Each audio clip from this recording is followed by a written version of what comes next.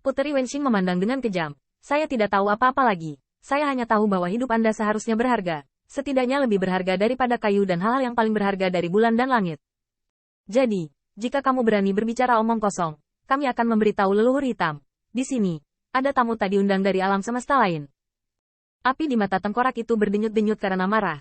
Seolah-olah dia ingin Putri Wenxing menelannya hidup-hidup. Tetapi setelah sekian lama, dia tidak pernah mengucapkan sepatah kata pun. Tapi Qin Yichan dan Yao Yuekong, yang baru saja terbangun dari mimpi, sudah tercengang. Mereka tahu betul bahwa setiap kata dari kerangka ini bisa membuat mereka berbicara. Tanpa diduga, itu diselesaikan oleh Wen Qing pada akhirnya. Saya melihat Putri Wenxing terlihat sombong. Sepertinya itu adalah sikap seorang putri kekaisaran kepada orang asing yang merasa tidak nyaman. Tidak masalah jika Qin Yichan dan Yao Yuekong lebih baik darinya. Tetapi dia tahu bahwa kerangka ini bukanlah hal yang baik. Tepatnya, itu adalah pertanyaan yang diajukan oleh kerangka ini. Bagi Putri Wenxing, itu sangat tidak menarik. Apakah naga asli akan kembali atau tidak? Tampaknya seperti itu. Dan Putri Wenxing merasa bahwa setelah ayahnya menjadi kaisar surga, itu pasti tidak lebih buruk dari naga asli. Adapun menjadi Raja Dewa, dia memiliki bakat dan pengetahuan yang terbatas. Bagaimanapun dia hanya membutuhkan kayu untuk menemaninya dalam hidup ini. Ini juga membuat tengkorak Qin Yichan dan Yao Yukong Daoxing terdiam untuk waktu yang lama hanya dengan beberapa kata. Wen Qing, kamu benar-benar bintang keberuntunganku. Qin Yichan menggenggam cat Qin di pundaknya, merasa hangat. Putri Wenxing memandang kerangka dengan wajah bangga. Leher merah mudanya terangkat dan dia melihat kerangka. Sekarang, bisakah kamu membicarakannya? Skeleton terdiam beberapa saat sebelum dia pulih dari perubahan mengingat masa lalu. Anda menebak dengan benar. Alam semesta tempat saya tinggal. Saya pecundang sama seperti Anda. Tengkorak itu marah. Apakah kamu melihat bekas luka di tengkorak saya? Orang-orang itu. Mereka menginjak kepalaku. Segel aku dan jadikan aku batu loncatan bagi mereka untuk mendominasi segalanya. Untungnya, seperti yang Anda katakan, tidak ada yang tak terkalahkan di dunia ini. Orang yang paling dekat dengan arogansi adalah saat dia berdiri di puncak. Dan kesombongan, kamu akan membuat kesalahan, kamu akan diekspos. Jadi, saya lolos. Segel yang menembus jiwaku akhirnya dibebaskan. Meskipun itu membuatku kesakitan, aku membayar harga yang mahal untuk itu. Itu membuatku sangat lemah bahkan kalian pun semut tidak perlu berlutut kepadaku. Tengkorak sangat marah sehingga Qin Yichan tidak tahu apakah orang ini telah menggunakan metode untuk mempengaruhi Daoxin. Singkatnya, mereka merasakan kemarahan yang tak ada habisnya. Tampaknya jika kerangka ini tidak hanya direduksi menjadi kerangka, amarah saja dapat membakar segalanya dan mengubah segalanya menjadi abu. Jantung berdebar seperti ini membuat Qin Yichan malu.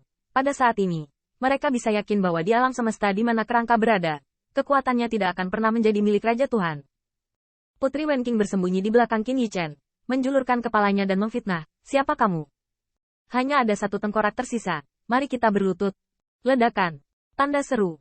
Tanda seru. Tengkorak itu marah, kesal. Kemarahan besar seperti itu membuat hati Yao Yuekong bergetar, seperti api dari neraka. Yang pasti, jika bukan karena ancaman, jika bukan hanya ada satu kerangka yang tersisa, hanya berdasarkan kata-kata Putri Wenxing sekarang, saya tidak tahu berapa kali saya akan dibunuh oleh kota Furi. Namun, Putri Wenxing sangat percaya diri. Saya hanya tahu bahwa Anda hanya memiliki tengkorak yang tersisa, jadi Anda berani menjadi sombong. Anda menggigit saya. Sama seperti yang ditemukan Qin Yichan, kerangka ini tidak bisa bergerak dan hanya bisa duduk di puncak gunung. Itu sebabnya dia meminta Hua Daoru untuk mengamati apakah mereka tidak dapat bergerak pada saat itu. Apakah kerangka itu sedang melihat ke arah mereka? Tapi Qin Yichan melompat dari tebing dan sampai ke titik buta pandangan skeleton, dan dia bisa mengubah bahaya menjadi angin sepoi-sepoi. Namun, diawasi oleh api kembar itu, seolah-olah dia benar-benar dibakar oleh api dari neraka, dan itu bisa berubah menjadi abu kapan saja. Jika Anda ingin mengatakan sesuatu, semua orang bisa berkumpul, bukan hanya untuk kerjasama. Api di mata tengkorak itu berdetak lama, dan sepertinya menahan kalimat itu.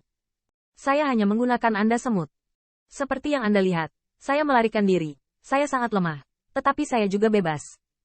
Belenggu yang menusuk jiwaku sudah tidak ada lagi. Selama aku punya waktu, aku bisa membunuhmu. Bunuh tahta milikku. Setelah mengatakan ini, kerangka itu kembali diam. Kemarahan yang cukup untuk membakar langit tidak menghilang. Tetapi di balik ke kepala tengkorak, seolah-olah akan berubah menjadi kekuatan yang tak ada habisnya. Qin Yichan dan Yao Yuekong saling memandang, tahu bahwa orang ini pasti punya cerita, dan cerita besar. Tapi mereka berdua diam-diam memilih untuk tidak bertanya apapun secara langsung, tapi untuk melihat Raja Dewa Zer.